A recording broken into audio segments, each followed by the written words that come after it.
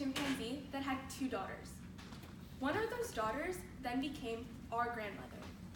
Over 8 million years of evolution, our facial features have changed. We now walk upright on 2 legs, and we even have less hair. However, the one thing that hasn't changed efficiently enough is the way our body deals and reacts with different viruses. This year, 9.6 million people will die because of cancer. It's the leading cause of death in the world. In fact, your chances of getting cancer are almost 50%. That's crazy, especially when the treatment to this disease is in our very own body. It all starts with our immune system. So we have 2 types of immunity. We have our innate immunity and our adaptive immunity. Our innate immune system reacts almost immediately to any antigens that are introduced to our bodies. So antigens are basically a substance that enters our body that shouldn't be there. So any substance that shouldn't be part of yourself. The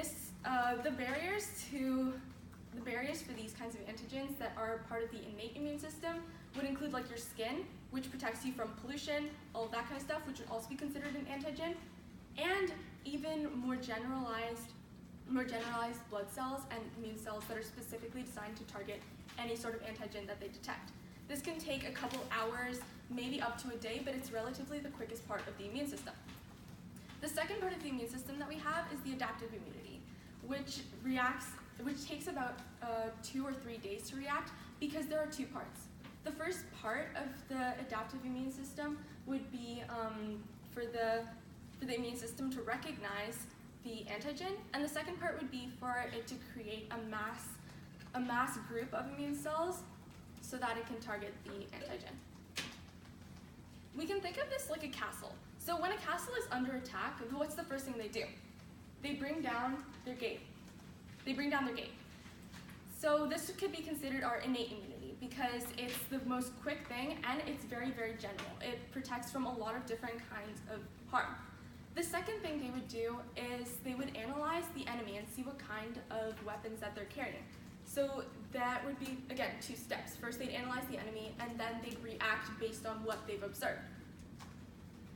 The way that our immune cells work is by identifying groups of molecules on top of our normal cells. So every single cell in our body that's normal carries what we call HLAs, which are basically molecules that have a specific code on it for our DNA, and our immune cells will actually connect to that and be able to detect them.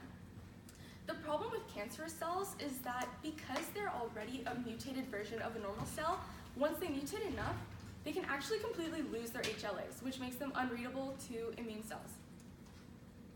Well, we can fix this using cellular receptors. Cellular receptors have 3 parts. First, there's the input, which essentially senses disease. Then there's the decision-making circuit, and then there's the output, which treats disease. So the input can be programmed to detect, say, a specific pathogenic signal. And then the cell would go through a decision-making circuit to decide whether or not that pathogenic signal, which output that pathogenic signal needs to have. So the way that this works is the cellular receptor is implanted into the membrane of a cell. So that way, when there is a pathogenic signal that it needs to detect, it can detect it. The cells that we would use to combat cancer in this case would be cytotoxic T cells. That's because they emit cytotoxicity, which essentially kills another cell. It's basically toxic chemicals that would kill the cell. The way that it's added to the engineered immune cell is so that the immune cell grows new receptors. So these are called chimeric antigen receptors. Chimeric just means that the DNA is synthetic. It's not real, and it wasn't originally part of the cell. So the way that these are made is by extracting a patient's blood and then taking it to a lab. In the lab, they would extract the T cells and then separate them specifically so that the T cells would go through to a lab technician.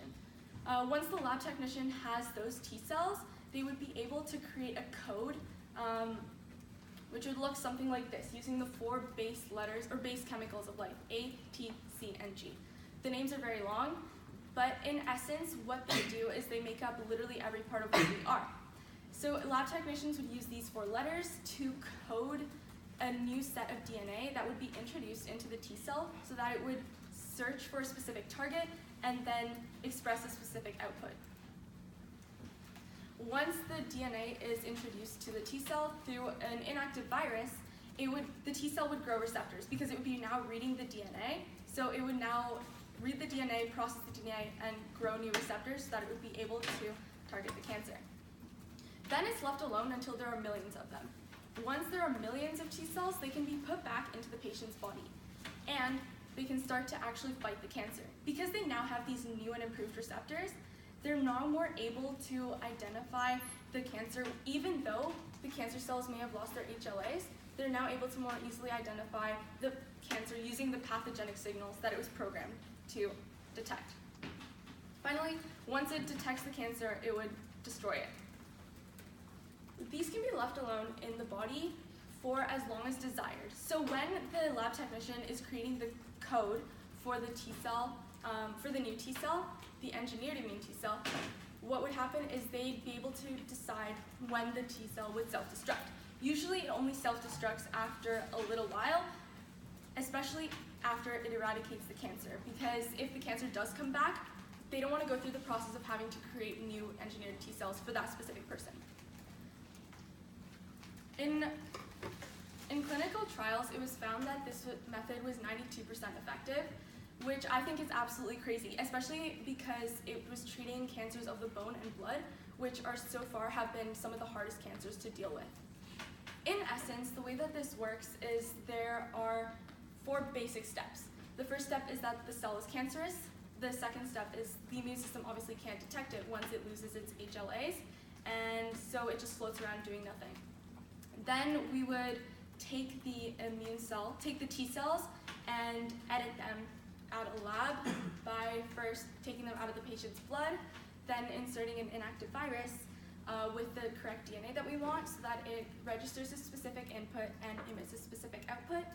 After that, we would let them multiply until there are millions of T cells, and then they'd be put back into the patient's body to eradicate cancer. Do we really want to wait another 8 million years before our body can treat viruses that are killing so many people literally every single year? Especially when we have the power to optimize life.